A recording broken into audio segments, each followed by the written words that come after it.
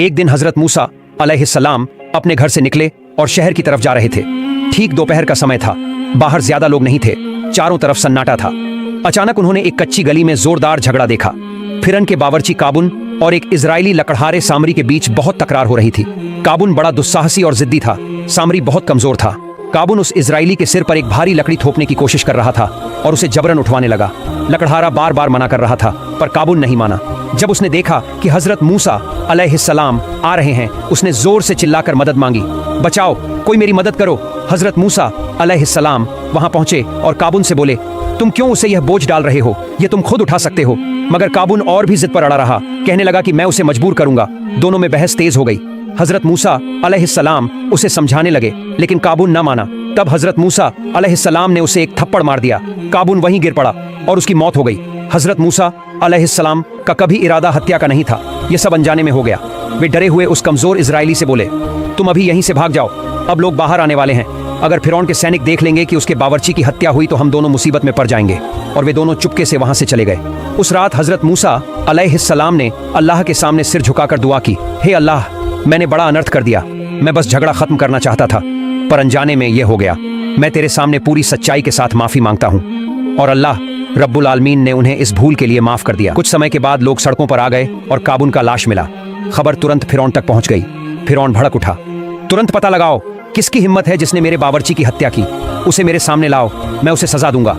राज के लोग और सैनिक हर जगह छानबीन करने लगे। हजरत मूसा अलैहिस्सलाम बहुत भयभीत थे और अगली सुबह हजरत मूसा अलैहिस्सलाम फिर से शहर की तरफ चले। थोड़ी दूर जाने पर उन्होंने देखा वही इजरायली आदमी सड़क पर खड़ा है और किसी अन्य कुफरती से झगड़ रहा है। जब उस इजरायली ने हजरत मूसा अलैहिस्सलाम को देखा तो उसने फिर से मदद के लिए पुकारा। हजरत मूसा अलैहिस्सलाम ने सोचा कि यह आदमी झगड़ालू है, इसलिए वे उसकी ओर गए और क्रोधित आवाज में बोले, क्या तुम्हें लोगों से लड़ना अच्छा लगता है? तुम बहुत झगड़ालू हो। इजरायली ने हजरत मूसा अलैहिस्सलाम की गलती सुनकर और उनसे नजदीक आते देख डर कर कहा, हे मूसा, क्या तुम आज मुझे भी उसी तरह मारना चाहते हो जैसे तुमने कल काबुन को मारा था? इजरायली के यह शब्द सुनकर वहां मौजूद कुफरती लोग एकदम चुप हो गए और झगड़ा रुक गया। तुरंत ही वे लोग फिरौन के दरबार के पास पहुंचे और बोले, अब हम काबुन के हत्यारे का पता लगा चुके हैं। वह कोई और नहीं बल्कि हजरत मूसा अलैहिस्सलाम है। यह खबर सुनकर फिरौन पहले से ही हजरत मूसा अलैहिस्सलाम से बहुत नाराज था और अब उसका गुस्सा और भड़क उठा। फिरौन ने तुरंत अपने सैनिकों को आदेश दिया, तुम जाओ और मूसा को पकड़कर मेरे सामने लाओ।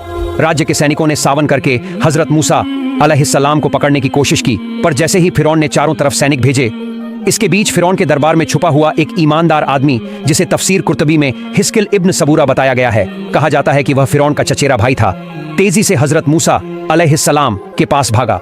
उसने कहा, मूसा, मैंने सुना है कि फिरौन तुम्हें गिरफ्तार करने और सजा देने की साजिश कर रहा है। उसने कहा है कि तुमने उसके बावर्ची को मार डाला है। तुम जल्दी से यहाँ से निकल जाओ, इस देश को छोड़कर किसी दूसरे देश चले जाओ, ताकि कोई तुम्हें पहचान न ले और तुम्हारी जान खतरे में न पड़े। हजरत मूसा अलैहिस्सलाम पहले से ही बहुत डरे हुए थे। यह खबर सुनकर उनका भय और भी बढ़ गया। उन्होंने बिना देरी के, बिना किसी को कुछ बताए मिस्र छोड़ दिया और मादियान की तरफ चल पड़े। उनके मन में सिर्फ एक डर था, फिरौन का आदेश और क्रोधित लोगों से जान का खतरा। लोग काबुन की हत्या के बाद गुस्से में उन्हें मारने के लिए तैयार थे। तफसीर कुर्तबी में लिखा है कि मादियान तक का सफर मिस्र से 8 दिन का था और हजरत मूसा अलैहिस्सलाम यही अकेले निकल पड़े, किसी को बताए बिना। रास्ते में वे बार बार अल्लाह रब्बुल आलमीन से दुआ करते रहे, हे अल्लाह, मेरी रक्षा कर, मुझे रास्ता दिखा। हे अल्लाह, मुझे सही रास्ता दिखा। हजरत मूसा अलैहिस्सलाम चलते चलते थक चुकी है। वे इतने थक गए थे कि उनके पैरों के नाखून तक गिर गए थे और उनके पास खाने के लिए कुछ भी नहीं था। वे 8 दिनों तक केवल पेड़ों की पत्तियां खाकर जिंदा रहे। ऐसे ही वे मादियान की ओर बढ़ते रहे, पर राह ही नहीं मिल रही थी। इसी बीच अल्लाह रब्बुल आलमीन ने हजरत जिब्राइल अलैहिस्सलाम को आदेश दिया, हे जिब्राइल, मेरे नबी मूसा के पास जाओ और उन्हें सही रास्ता दिखाओ। हजरत जिब्राइल अलैहिस्सलाम ने फिर अदृश्य रूप में उनका मार्ग दिखाना शुरू किया और अल्लाह की मदद से हजरत मूसा अलैहिस्सलाम मादियान पहुंच गए। जब हजरत मूसा अलैहिस्सलाम मादियान पहुंचे तो वे बहुत थके हुए थे। उनका शरीर कमजोर हो चुका था। उन्होंने आराम करने के लिए एक पेड़ की छांव में बैठ गया। थोड़ी देर बाद उनकी नजर एक कुएं पर पड़ी। कई चरवाहे वहां से पानी निकालकर अपनी बकरियों और भेड़ों को पिला रहे थे। उसी समय उन्होंने देखा कि किनारे पर 2 युवतियां अपनी बकरियों को अलग संभाले खड़ी थीं, ताकि उनके जानवर बाकी झुंड के साथ न मिल जाएं। उनके चेहरे पर परेशानी साफ झलक रही थी। जब चरवाहे अपने जानवरों को पानी पिला चुके तो उन्होंने कुएं के मुंह पर एक बहुत बड़ा पत्थर रख दिया और चले गए। यह दोनों युवतियां हजरत शुएब अलैहिस्सलाम की बेटियां थीं। उनकी आदत थी कि वे रोज अपनी बकरियां और भेड़ें लेकर यहाँ आती। मगर वे तब तक इंतजार करती जब तक चरवाहे चले न जाए। फिर अगर कुएं में पानी बचा होता तो वे अपने जानवरों को पिला लेती। अगर पानी खत्म हो जाता तो उनके जानवर प्यासे रह जाते। इस वजह से उन्हें रोज बहुत देर हो जाती थी। हजरत मूसा अलैहिस्सलाम ने यह सब दूर से देखा और उनके दिल में उन लड़कियों के लिए दया आ गई। वे उनके पास गए और नरम आवाज में बोले, तुम यहाँ चुपचाप क्यों खड़ी हो? तुम्हारा यहाँ आने का मकसद क्या है? लड़कियों ने विनम्रता से जवाब दिया, हम औरतें हैं, हम इन मर्द चरवाहों के साथ धक्का मुक्की करके अपने जानवरों को पानी नहीं पिला सकती, इसलिए हम इंतजार करती हैं। जब वे लोग चले जाते हैं तभी बचे हुए पानी से अपने जानवरों को पिलाते हैं। हमारे पिता बहुत बूढ़े हैं, अगर वे जवान होते तो हमें यह तकलीफ न झेलनी पड़ती। यह सुनकर हजरत मूसा अलैहिस्सलाम ने मुस्कुराते हुए कहा, अगर मैं तुम्हारे लिए कुएं का पत्थर हटा दूं और तुम्हारे जानवरों को ताज़ा पानी पिला दूं तो क्या तुम खुश हो जाओगी? लड़कियों ने हैरानी से देखा और बोली, यह तो मुमकिन नहीं है। कुएं के मुंह पर रखा यह पत्थर बहुत बड़ा है, इसे हटाने के लिए 10 लोगों की जरूरत पड़ती है और आप अकेले यह कैसे कर सकते हैं? तफसीर कुर्तबी में भी लिखा है कि उस कुएं का पत्थर उठाने के लिए 10 आदमियों की ताकत चाहिए होती थी। हजरत मूसा अलैहिस्सलाम उस समय बहुत भूखे और थके हुए थे, लेकिन अल्लाह की नाम लेकर उन्होंने आसानी से कुएं के मुंह पर रखा भारी पत्थर हटा दिया। यह देखकर दोनों लड़कियां दंग रह गईं। उन्होंने तुरंत अपनी बकरियों को ताज़ा पानी पिलाया और जल्दी जल्दी घर चली गईं। इस बीच हजरत मूसा अलैहिस्सलाम फिर उसी पेड़ की छांव में बैठकर आराम करने लगे। भूख इतनी तेज थी कि पेट पीठ से लग गया था। 8 दिनों से वे केवल पेड़ों की पत्तियां खा रहे थे, जिससे उनका चेहरा पीला पड़ गया था।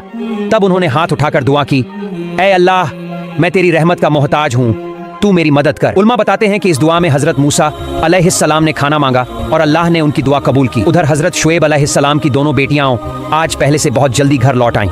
यह देखकर उन्होंने हैरानी से पूछा, बेटियों, आज इतनी जल्दी कैसे लौट आईं? बड़ी बेटी ने आदर से जवाब दिया, अब्बा जान, आज एक अजनबी मगर ताकतवर और भरोसेमंद युवक कुएं के पास पेड़ की छांव में बैठा था। उसी ने अकेले ही बड़ा पत्थर हटा दिया और हमारी बकरियों को साफ और ताज़ा पानी पिला दिया। आज हमें कोई मेहनत नहीं करनी पड़ी, इसलिए हम जल्दी लौट आए। यह सुनकर हजरत शुएब अलैहिस्सलाम ने कहा, वह अजनबी कौन थे जिसने तुम्हारे साथ इतनी नेकी की? अच्छा, तुम दोनों में से कोई जाकर देखो, अगर वह अभी भी बैठा है तो उसे बुलाकर हमारे घर ले आओ। उसके इस मेहनत का हमें इनाम देना चाहिए। पिता के हुक्म से हजरत सफूरा तुरंत निकल पड़ी। उन्होंने जाकर देखा कि हजरत मूसा अलैहिस्सलाम अब भी उसी पेड़ की छांव में बैठे हैं। सफूरा हल्की मुस्कान के साथ उनके पास पहुंची और कहा, जनाब, मेरे पिता ने आपको हमारे घर चलने का निमंत्रण दिया है। यह सुनकर हजरत मूसा अलैहिस्सलाम बिना देर किए उठ खड़े हुए और सफूरा के साथ चलने लगे। पहले सफूरा रास्ता दिखाने के लिए आगे बढ़ी, मगर हजरत मूसा अलैहिस्सलाम ने विनम्रता से कहा, ऐ सम्माननीय महिला, आप मेरे पीछे चलिए, मैं आपके आगे चलूं, क्योंकि मेरी नजर आपके पैरों पर पड़ सकती है और मैं नहीं चाहता कि किसी अजनबी औरत की सुंदरता को देखूं। सफूरा ने मुस्कुराकर जवाब दिया, जनाब, लेकिन आप तो हमारे घर का रास्ता नहीं जानते, इसलिए मैं आगे चल रही हूँ। हजरत मूसा अलैहिस्सलाम ने सफूरा से कहा, मैं तुम्हारे आगे चलता रहूंगा। अगर मैं रास्ता भूल गया या कहीं गलत दिशा में चला गया तो तुम पीछे से मुझे आवाज देकर सही रास्ता बता देना। यह सुनकर सफूरा उनके पीछे चलने लगी। उसी वक्त सफूरा के दिल में यह बात बैठ गई कि यह युवक बेहद चरित्रवान और प्रतिष्ठित है। चलते चलते दोनों हजरत शुएब अलैहिस्सलाम के घर पहुंचे। वहां पहुंचकर हजरत मूसा अलैहिस्सलाम ने आदर से सलाम किया। हजरत शुएब अलैहिस्सलाम ने मुस्कुराकर सलाम का जवाब दिया और पूछा, बेटा, तुम कहां से आए हो और यहां आने का उद्देश्य क्या है? हजरत मूसा अलैहिस्सलाम ने सारा हाल विस्तार से बयान किया। उनकी बातें सुनकर हजरत शुएब अलैहिस्सलाम ने बोले, तुम पर अल्लाह की रहमत हो, बेफिक्र रहो, अब तुम सुरक्षित हो, जालिम अब तुम्हारा कुछ नहीं बिगाड़ सकते। फिर उन्होंने कहा, आओ बेटा, खाना खा लो। लेकिन हजरत मूसा अलैहिस्सलाम ने विनम्रता से कहा, जनाब, मैं किसी मेहनत के बदले खाना नहीं लेना चाहता। हजरत शुएब अलैहिस्सलाम मुस्कुराए और बोले, मैं तुम्हें मेहनत के बदले खाने को नहीं कह रहा हूँ, बल्कि यह तो मेरा और मेरे पूर्वजों का तरीका है कि हम मेहमानों का ख्याल रखते हैं। यह सुनकर हजरत मूसा अलैहिस्सलाम राजी हो गए और खाने के बाद वहीं ठहर गए। इस बीच हजरत शुएब अलैहिस्सलाम अपनी बेटियों से हजरत मूसा अलैहिस्सलाम के बारे में बात करने लगे। तभी बड़ी बेटी सफूरा बोली, अब्बा जान, अगर हम इस परमात्मा के भेजे हुए युवक को हमारे जानवर चराने का काम पर रख लें तो यह हमारे लिए बहुत अच्छा होगा। वह ताकतवर भी है, मेहनती भी और भरोसेमंद भी। बेटी की बात सुनकर हजरत शुएब अलैहिस्सलाम ने पूछा, बेटी, कुएं से पानी निकालकर तुमने उसकी ताकत और मेहनत तो देखी, लेकिन वह चरित्रवान और विश्वस्त है, इसका सबूत क्या है? सफूरा ने आदर से जवाब दिया, अब्बा जान, जब मैं उसे घर लाने गई थी तभी मुझे उसके चरित्र का सबूत मिल गया। यह सुनकर हजरत शुएब अलैहिस्सलाम बोले, ठीक है बेटी, मैं तुम्हारे प्रस्ताव पर विचार करूंगा। हजरत मूसा अलैहिस्सलाम कुछ दिन वहीं ठहर गए। इस दौरान हजरत शुएब अलैहिस्सलाम ने उनकी शक्ल पर स्वर्गीय नूर देखा और समझ गए कि यह युवक एक दिन अल्लाह का नबी बनकर मान्यता पाएगा। फिर एक दिन हजरत शुएब अलैहिस्सलाम ने कहा, ए मूसा, मैं तुम्हें अपनी बड़ी बेटी सफूरा से निकाह शादी करने की पेशकश करता हूँ। हजरत मूसा अलैहिस्सलाम ने खुशी से इस प्रस्ताव को स्वीकार किया, लेकिन वे थोड़े चिंतित होकर बोले, मेरे पास शादी के मेहर की अदायगी के लिए कोई सामान नहीं है। हजरत शुएब अलैहिस्सलाम ने कहा, तुम एक काम करो, हमारे यहाँ 8 साल काम कर दो, अगर तुम चाहो तो 10 साल भी कर सकते हो, ये तुम्हारी मर्जी है, मैं तुम्हें मजबूर नहीं करूंगा, तुम्हारे पास पूरी आजादी है। मुझे उम्मीद है कि तुम मेरे यहाँ अच्छे व्यवहार के लायक साबित होगे और तुम्हारे अच्छे कर्मों से तुम खुश रहोगे। वादा तोड़ना ईमानदार लोगों का काम नहीं है और तुम हमें वादा निभाने वाले ही पाओगे। हजरत मूसा अलैहिस्सलाम ने यह सुनकर कहा, जनाब, मैं आपके यहाँ 8 साल या 10 साल काम करने के लिए तैयार हूँ। आप बाद में मुझ पर कोई जबरदस्ती नहीं कर सकते। जब हजरत मूसा अलैहिस्सलाम ने इस पेशकश को स्वीकार कर लिया तो हजरत शोएब अलैहिस्सलाम ने देर न की और अपनी बड़ी बेटी सफूरा का हाथ हजरत मूसा अलैहिस्सलाम के हाथ में दे दिया। शादी के थोड़े समय बाद हजरत शोएब अलैहिस्सलाम ने एक लाठी देने की इच्छा जताई। यह वही लाठी थी जो हजरत जिब्राइल अलैहिस्सलाम ने जन्नत से लाकर हजरत आदम अलैहिस्सलाम को दी थी। हजरत आदम अलैहिस्सलाम ने इसे कभी कभी मसवाक के तौर पर भी इस्तेमाल किया था। अंततः यह लाठी हजरत शोएब तक पहुंची। इस लाठी की एक खास बात थी, इसे कोई भी उठा नहीं सकता था सिवाय किसी नबी या भविष्य में नबी बनने वाले के। एक बार हजरत शोएब अलैहिस्सलाम ने लाठी जमीन पर रख दी और हजरत मूसा अलैहिस्सलाम से कहा, ए मूसा, यह लाठी सिर्फ अल्लाह के नबियों के लिए है। मुझे यह नबियों की विरासत में मिली है। अगर तुम इसे उठा लोगे तो यह तुम्हारी हो जाएगी। हजरत मूसा अलैहिस्सलाम ने खुशी खुशी प्रस्ताव स्वीकार किया। वे लाठी के पास गए और आसानी से बिना किसी कठिनाई के उसे उठा लाए। यह देखकर हजरत शोएब अलैहिस्सलाम बहुत हैरान हुए। अब उनमें कोई शक नहीं रहा कि यह युवक एक दिन नबी बनेगा। फिर हजरत शोएब अलैहिस्सलाम ने बड़ी खुश होकर कहा, ए मूसा, अब समझ में आया, अल्लाह रब्बुल आलमीन तुम्हें नबी बनाकर भेजेंगे। आज से जब भी तुम अपने ऊँटों को चराने जाओ, यह लाठी साथ ले जाना। पर एक बात ध्यान रखना, उस फले पहाड़ी के किनारे मत जाओ। वहाँ तलहटी में बड़े अजगर रहते हैं। वे तुम्हारे ऊँटों पर हमला कर सकते हैं और उन्हें बर्बाद कर देंगे। लेकिन अगर तुम इस लाठी को साथ रखोगे तो अल्लाह की रहमत से तुम ऐसे खतरे से बच जाओगे। फिर भी मेरी नसीहत यही है, उस पहाड़ी के पास ऊँट चराना ही मत। फिर एक दिन सुबह हजरत मूसा अलैहिस्सलाम ऊँटों को लेकर मैदान की तरफ चल पड़े। लेकिन आज ऊँट उसी दिशा में बढ़ने लगे जहाँ जाने से हजरत शोएब अलैहिस्सलाम ने मना किया था। मूसा अलैहिस्सलाम ने बहुत कोशिश की कि ऊँट दूसरी ओर चलें, मगर ऊँट जिद पर अड़ गए और वहीं निषिद्ध पहाड़ी की तरफ बढ़ते गए।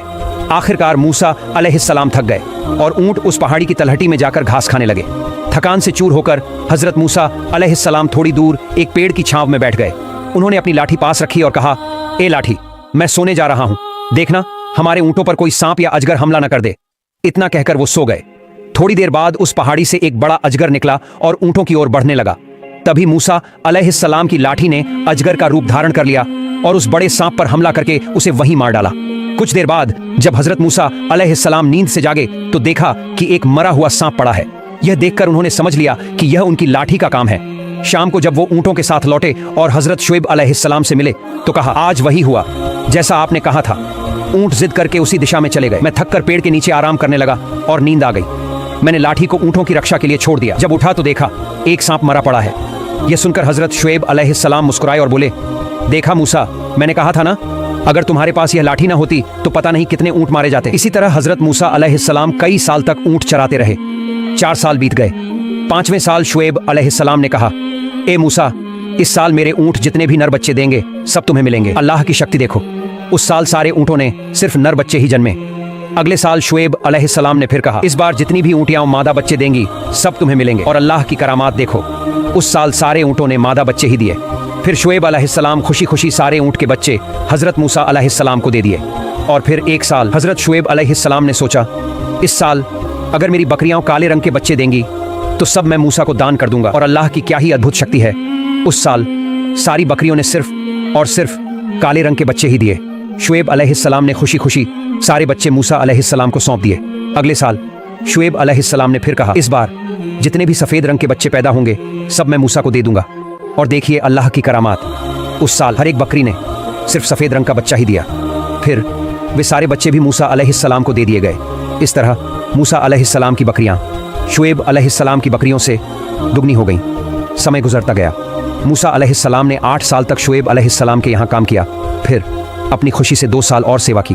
आखिरकार शोएब अलैहिस्सलाम ने कहा, ए मूसा, अब तुम अपनी पत्नी, अपने परिवार और अपनी सारी संपत्ति के साथ जहाँ चाहो जा सकते हो, और अगर चाहो तो यहीं रह सकते हो, मुझे कोई आपत्ति नहीं है। फिर मूसा अलैहिस्सलाम ने अपने परिवार, बच्चों और धन दौलत के साथ अपने देश लौटने का इरादा किया। और प्रिय दर्शकों, यही था हजरत मूसा अलैहिस्सलाम की बरकतों से भरी शादी का कहानी। अल्लाह हमें इस घटना से सीखने और अपनी जिंदगी को सही राह पर चलाने की तौफीक अता करे।